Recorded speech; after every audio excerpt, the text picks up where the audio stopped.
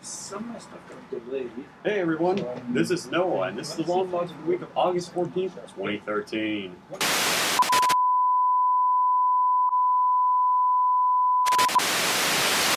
Okay, so summer's winding down, and a lot of the big crossover events are over, or if you're over at Marvel, Infinity is going to be happening soon. But before we get into that, I want to talk about the aftermath of a crossover event that recently just happened in Archie Comics. And that aftermath is shown in Mega Man issue 28, the prelude to the Curse of Ramoon saga, also known as Blackout, that is currently happening within the pages.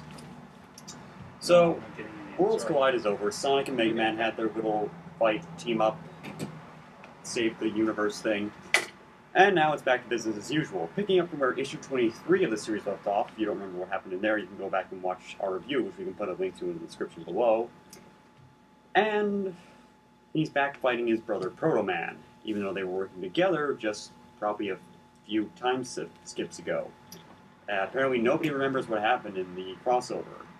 So yeah, that was, I don't want to say pointless, but kind of?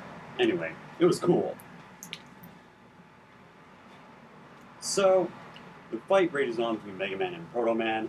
Meanwhile, in the Amazon ruins, Dr. Wily is conducting the final phase of his plan with Ramoon, a giant computer thing that has apparently been on Earth for thousands of years and has been slowly watching humanity's progression along with technology to the point where it could finally see that they were totally dependent on it and just kill the power. And that's exactly what it does, but not before Roll gets shot by Proto Man. And I'll leave you to figure out what's going to happen. The issue is good, the art is good, and the writing, as always, by Ian Flynn and all his cohorts at Archie Comics, fantastic. And I'd give this a go out and buy it now. Next up is the one comic I didn't want to review. You fucking people. But I might as well, because it's Spider-Man, and it's the only Spider-Man title that actually features Spider-Man. Superior Spider-Man, number 15. Here's a new drinking game. Take a shot every time I review Superior Spider-Man and I say something sucks. You'll be drunk by the end of this video. So, in the aftermath of what happened at Shadowland in issue 14, it seems that the Hobgoblin's gotten away, and now he's planning on selling all the surveillance videos he took of what happened at Shadowland to the Daily Bugle to make some quick cash, because he has a civilian identity. Meanwhile, Spider-Man is, or Spider-Hawk, as I like to call him, because he sucks, is working on getting his PhD at college.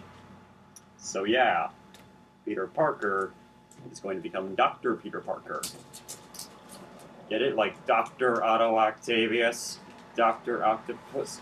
How does nobody in the Marvel Universe see what's going on with Peter? Or actually, I think they are starting to. Because in this issue, we see that Carly Cooper, who, by the way, Hubert Ramos, why did you draw her like this? I barely recognized her when I first saw her.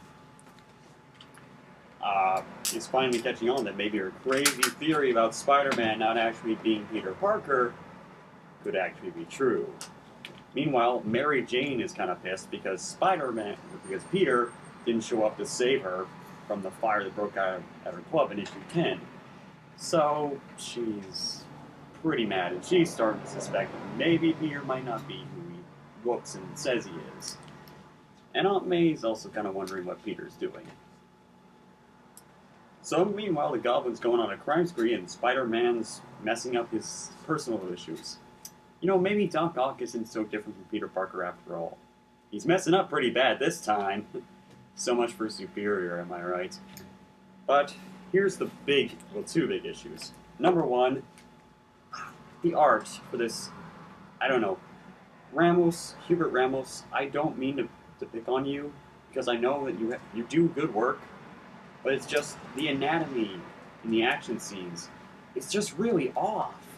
I mean, it's starting to look kind of 90s X-Force style anatomy, and we all know how god-awful that was. We're not going back. Dear God, do not go back to Liefeld.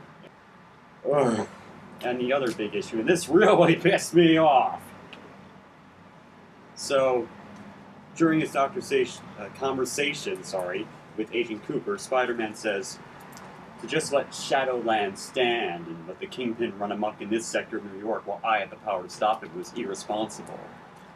And so and Cooper asks, so you think that justifies what you did, killing Kingpin and blowing up an entire city, or part of the city? And he says, well, with great power comes great responsibility. You fucking people. Just for that, burn it and piss on the ashes. If it wasn't for that, I'd say Netflix. So, this is Noah for The Long Box, and I will see you guys later.